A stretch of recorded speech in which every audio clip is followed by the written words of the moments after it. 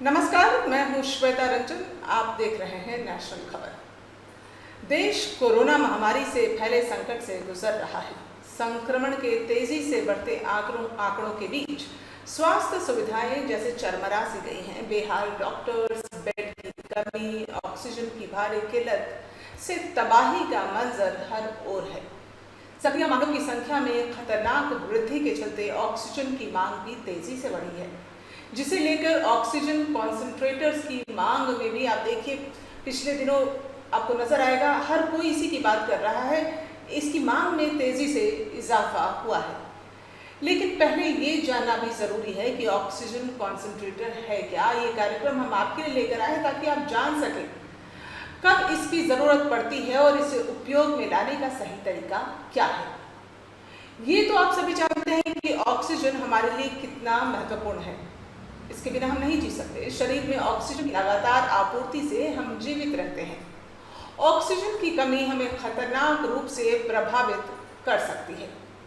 Oxygen फेफड़ों से शरीर के विभिन्न कोशिकाओं में प्रभावित होती है। कोविड-19 एक श्वसन रोग है, यानी सांस से जुड़ी बीमारी है जो हमारे फेफड़ों को प्रभावित करता है और जिससे शरीर में ऑक्सीजन की मात्रा खतरनाक स्तर तक गिर जाती है। बहुत ज़्यादा खतरनाक हो जाता है कई बार। ऐसी स्थिति में शरीर में ऑक्सीजन के स्तर को चिकित्सीय रूप से अनिवार्य स्तर तक पहुंचाने के लिए या ऑक्सीजन के लेवल को बढ़ाने के लिए हमें ऑक्सीजन का उपयोग करके एक थेरेपी की ज़रूरत पड़ती है। ऑक्सीजन कॉन्सेंट्रेटर एक डिवाइस है जो वातावरण की हवा को लेकर उसमें ऑक्सीजन की मात्रा को बढ़ा देता है। इसके लिए वो नाइट्रोजन को फिल्टर कर उसे बाहर फेंकता है। ये एक ऐसा डिवाइस है जो मरीज को एक्स्ट्रा ऑक्सीजन देने के लिए इस्तेमाल में लाया जाता है। तो हर ओर जैसे लोग घबराए हैं कि हमें दे दो, कहीं से मिल जाए एक ऑक्सीजन कॉन्सेंट्रेटर चाहिए। ऑक्सीजन कॉन्सेंट्रेटर किसी ऑक्सीजन सिलेंडर या टैंक की तरह ही काम करता है। इसमें भी ऑक्सीजन मास्क या नेजल ट्यूब के जरिए ऑक्सीजन दी जाती है।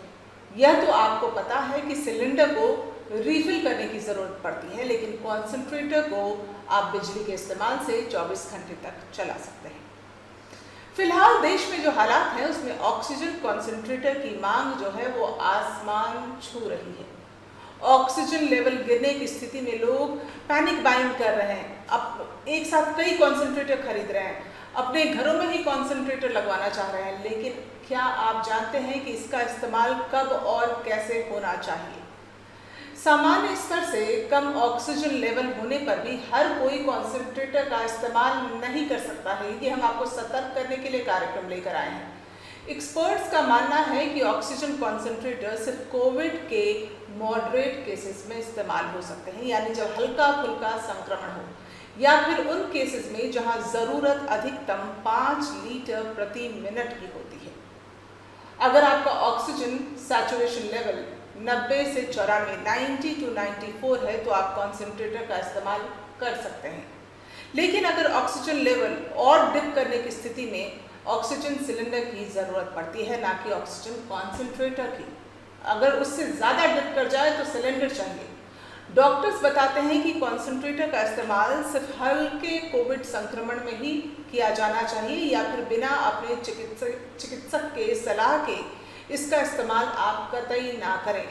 यानी आपका जो भी फिजिशियन है, जो भी डॉक्टर है जिसको आप दिखा रहे हैं, उससे पूछ कर इस्तेमाल करें। मरीजों को कॉन्सेंट्रेटर के जरिए दी गई सप्लीमेंटल ऑक्सीजन से मदद मिल सकती है, लेकिन तब ही जब वो अस्पताल में भर्ती हों। बिना मेडिकल सलाह के इसका इस्तेमाल खतरनाक हो सकता है, आपको नुकसान पहुंचा सकता है।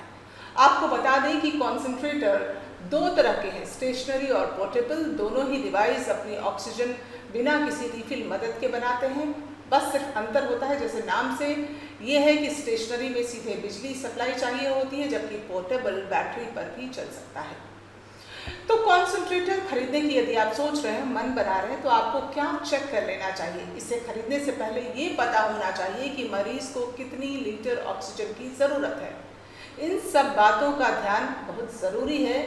CDC की गाइडलाइंस के मुताबिक अगर मरीज का ऑक्सीजन लेवल 90 से कम है तो ऑक्सीजन सपोर्ट की सलाह दी जाती है, जो आप सबको अब पता हो चुका है, हालात ऐसे हो चुके हैं। कॉन्सेंट्रेटर की कैपेसिटी आपकी ज़रूरत से ज़्यादा होनी चाहिए, यानी कि अगर आपको 3.5 लीटर प्रति मिनट ऑक्सीजन चाहिए तो आपको 5 लीटर वाला कॉन्सेंट्रेटर खरीदना चाहिए।